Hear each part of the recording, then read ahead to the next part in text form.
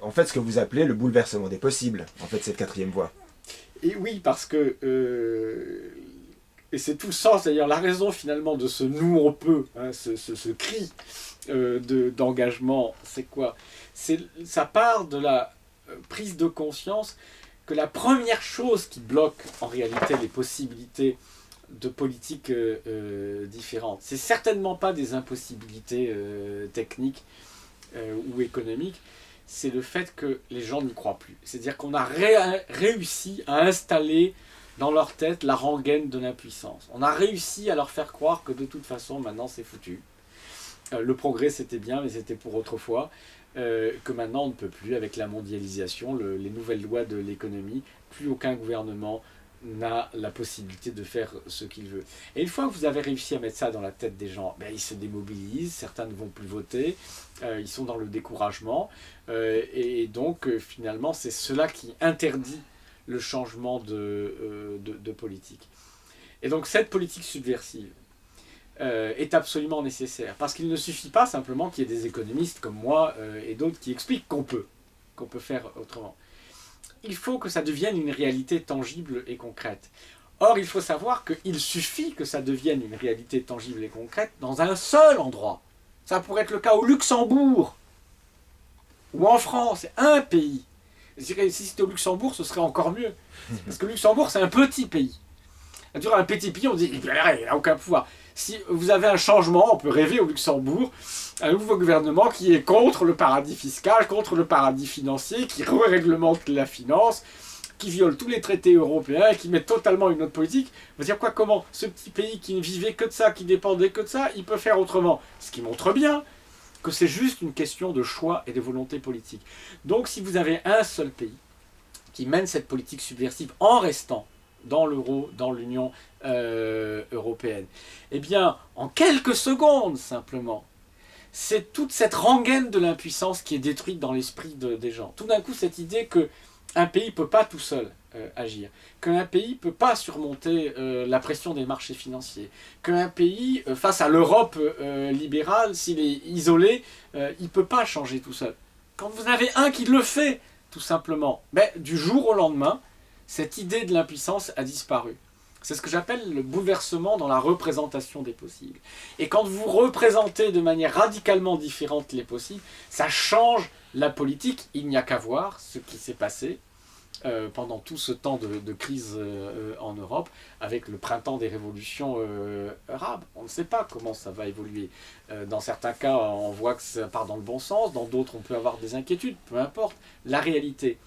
Et la première leçon de ce qui s'est passé dans le monde arabe, c'est quoi?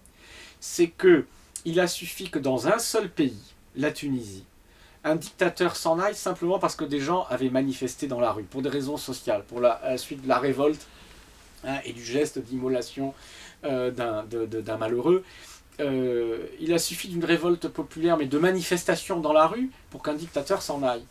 Et donc tout d'un coup, ce que tout le monde pensait impossible, c'est-à-dire que des dictateurs s'en aillent simplement parce que les gens ne sont pas contents. Simplement parce qu'ils prennent la peine de descendre dans la rue pour gueuler et de dire « il y en a marre ». Dictateur s'en va. Mais donc c'est possible.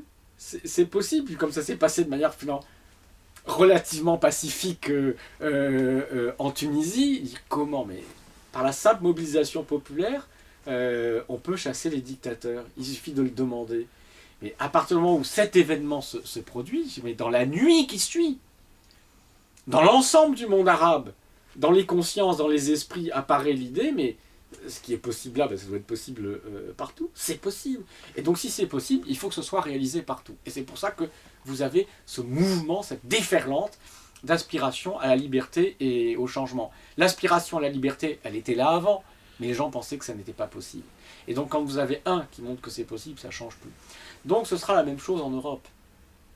Sur un autre sujet, sur un autre problème. Nous ne sommes pas à la recherche de la liberté de vote et de la liberté de changer de gouvernement à notre gré. Nous l'avons déjà. Mais le problème justement, c'est qu'aujourd'hui, quand on change de gouvernement, ça ne change plus de politique. Et donc du coup, les gens n'y croient plus et ne vont plus voter. C'est pour ça que le jour où vous aurez un seul gouvernement, dans un seul pays, qui mène réellement une politique radicalement différente et qui montre à nouveau que c'est possible. Ça redonne confiance en politique. Ça remobilise partout en Europe les gens pour aller voter et pour dire quoi? Nous, on veut un gouvernement comme celui-là. Alors si celui-là, c'était la France, ça pourrait être, pourquoi pas, avec Jean-Luc Mélenchon, par exemple, pourquoi pas, eh bien c'est cet exemple-là qui serait suivi. Et je vous garantis que c'est peut-être le meilleur moyen d'ailleurs d'obtenir que les choses bougent en Europe, pas de manière unilatérale, mais il faut qu'un pays commence.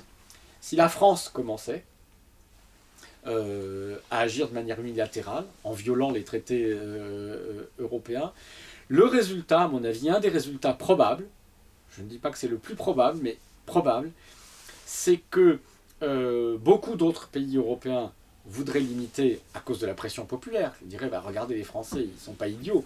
Ils gardent les avantages de la construction européenne, ils ne la foutent pas en l'air, mais en même temps, ils prennent toutes les libertés nécessaires pour sortir de la crise autrement que par l'austérité. Eh bien, on veut faire pareil.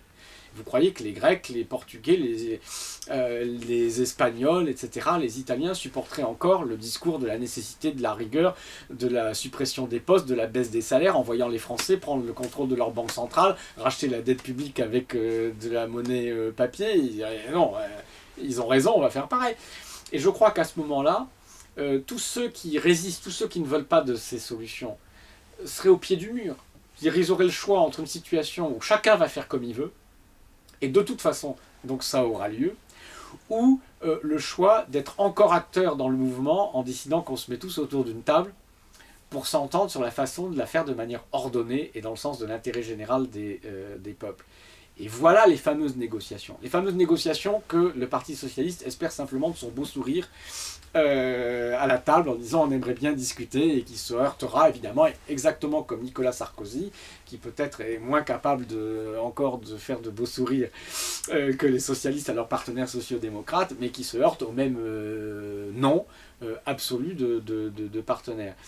Quand vous avez un partenaire qui dit « je ne vous demande pas votre avis, je le fais », mais maintenant que je l'ai fait, si vous voulez qu'on en discute, j'y suis prêt. Et voilà, là vous changez le rapport de force. Donc en effet, ce bouleversement des possibles par l'action subversive d'un seul pays européen, c'est ça la seule chose déterminante qui a une chance de sauver l'Union européenne et de permettre sa refondation.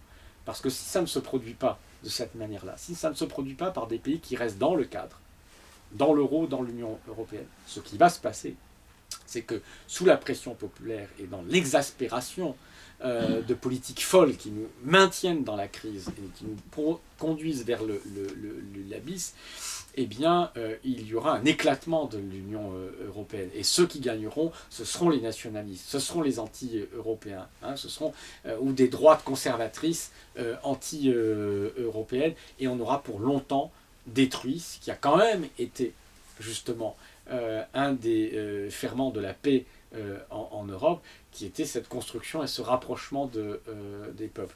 Le seul moyen de le préserver, c'est de désobéir. Le seul moyen de sauver l'Europe, c'est de lui désobéir. Et le meilleur moyen de contribuer à son éclatement, eh bien, c'est de respecter des traités qui aujourd'hui se font contre l'intérêt des peuples.